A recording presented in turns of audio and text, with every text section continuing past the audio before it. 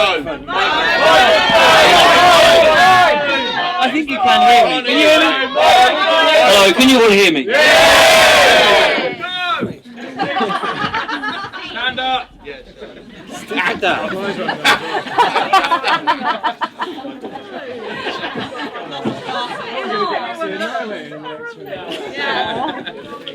I'm not going to get annihilated. Here we go. Last night, a good place to start. I was lying in bed. I was thinking to myself, this is the last time I'm going to have to think about Georgette's speech. I got a bit melancholy, to tell you the truth, but another thing that crossed my mind was the fact that we've got friends here that I spoke in front of when I was a groom. And that was 32 years ago. And there's friends here, so 32 years advanced. That's proper friendship, and they have to go through it twice, and they're still friends with me. Look, I'm not a very good public speaker, and in fact, and this is a fact, the last time I spoke in front of a group of people, can you all hear all right, yeah? Sharon told me afterwards, Phil, your content was okay, but you have to work harder on your delivery. And that was at a funeral. So hopefully I'll do better tonight. And if I do burst into uncontrollable sobbing, it's those emotional pollinated trees playing havoc with my hay. Well, welcome everybody. And I hope you're all having a good time. For those of you who don't know me, I'm Phil, Georgette's dad. And nothing makes me prouder than saying those words.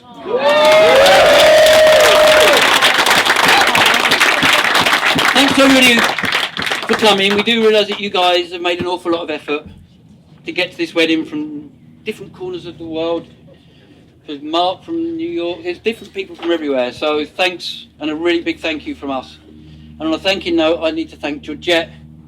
Thank you very much, and Sharon, for getting this whole day together and taking so much time and effort to make everything look so beautiful. What fantastic wedding.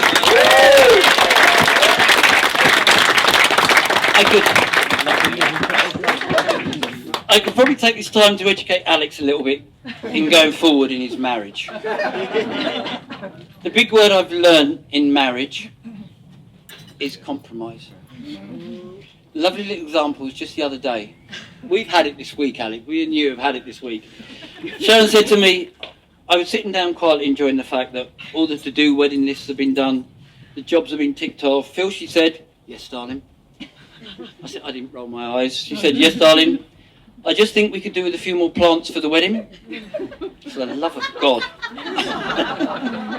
For the love of God, I said, or maybe just thought. We've been to the garden centre 20 times already over the last couple of months. Surely we have plenty. Enough is enough. I don't think I was quite brave enough to do the pointy finger, but it was close. 2 minutes later, we were in the car on the way to the garden centre. Now, that's compromise. Another thing you get to learn real quick is when your wife says in that, the girls will know this, on that monotone voice, it's fine. It's fine. If you ask me, it's fine. It means nothing at all. You are falling into a trap. Tread carefully out there, Alex. Tread very carefully. Georgette obviously looks like Sharon, thank the Lord. Beautiful, confident, but she's me on the inside. She's thoughtful, emotional, can be crusty when she's hungry. Hangry, we call it in this family. But when she does put her mind to something, she just cracks on and really wants to see it through. Which leads to a quick little story about Georgette. Georgette officially moved out about 7 or 8 years ago. But unofficially, she moved out about 22 years ago, when she was just a little girl of 8 years old. She came up to me in the kitchen one day and said, Dad, about that big, I've decided to move out and move on. Fair enough. I think she'd been watching too much of Friends and Jennifer Aniston. I said, where do you think you'll be going? Do you want any help packing? Don't think she imagined it was going to go this way, so very annoyingly for her, we played along. Soon she was all packed up and ready to leave, so 8 years old, we stood on the doorstep as a family and bid her a very fond farewell. Bye, love. Bye.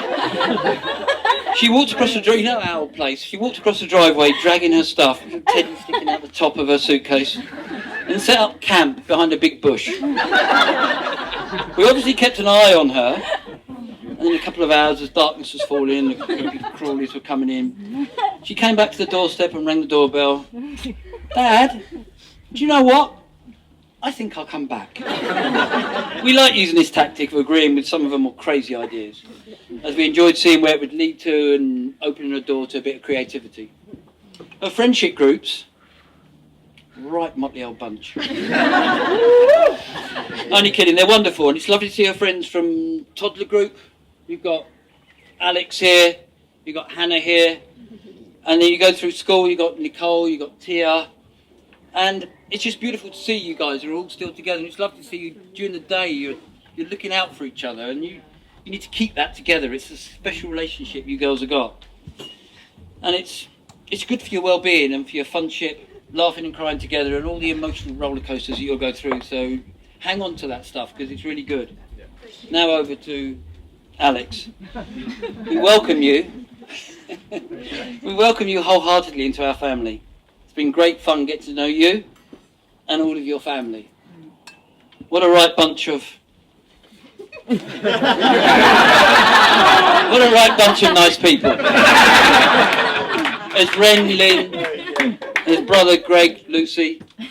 Well, the one thing that does piss me off still, and it really pisses me off, I'm no longer the best golfer in the family. And in fact, I'm not even in the top 2. And it's only a small family. Alex is smart, generous, mildly amusing,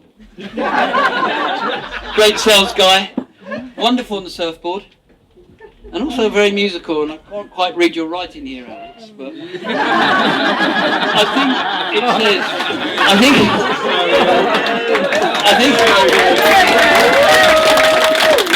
think it says you're also a thespian. Yeah, aware of that filth? Like every relationship, you've had your ups and downs, and when you two decided to spend some time apart, it was a sad couple of years. And that was just for me and Sharon. I said to Sharon, that's just great. Very selfish if you ask me. Where the hell does he expect me to get my bag of free clothes from? He gives me a bag of free clothes. Every month I get a bag of free clothes. But suddenly the world was the right way up again. The planets were turning. The sun was burning. You realise you love each other a lot. And that together you make a wonderfully strong team. And far more importantly than all that world being the right way up again bollocks, I get to get my bag of free Alex.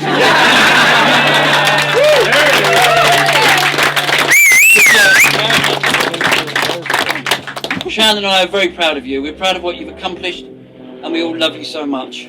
Even your brothers some of the time. Although they don't chat, but we all love you so much.